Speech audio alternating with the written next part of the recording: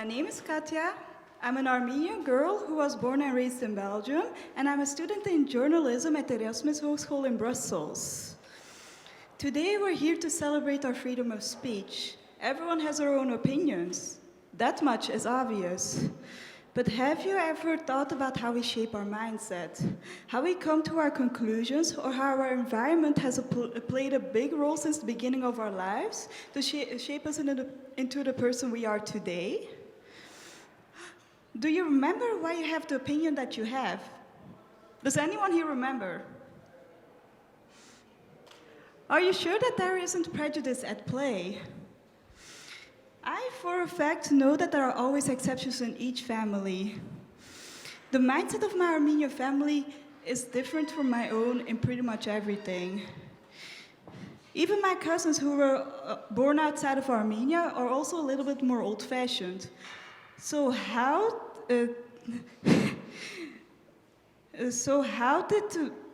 the question is, how did my mindset shape in a different way from my cousins when we shared the same environment?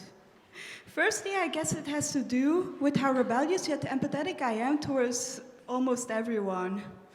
When my family claims something to be the absolute truth, I tend to overthink on the topic and then come to my conclusion within seconds. I'm an Aries with a Cancer rising, after all. For example, my parents used gender roles while they were raising us. Those double standards are applied to everything. I, at 19, wasn't allowed to sleep over at my friend's place. My mom knew all of her parents very well, and I have known my friends for years.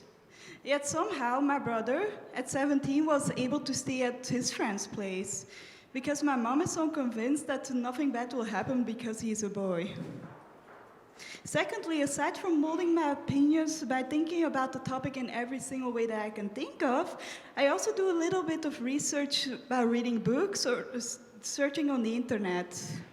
If my opinion isn't well informed, then I don't know whose is. One of my cousins has had the opinion that being gay or being part of the LGBT community has become a trend.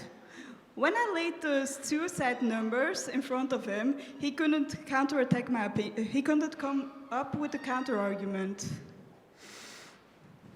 The Trevor Project estimates that more than 1.8 million LGBTQ youth seriously consider suicide each year in the US, and that at least once attempts suicide every 45 seconds. So by now, around 4 or 5 people have tried it while I was speaking. Lastly, I'm always open to change my opinion about something when someone tells me about their worldview. Of course, it's impossible to understand literally everyone on this planet. But God forbid if I come across someone who abuses or murders for their own enjoyment. Those are the devil's minions through and through, and not even the most charming minion can convince me otherwise. Maybe I'm not as open-minded as I claim to be after all. Thank you.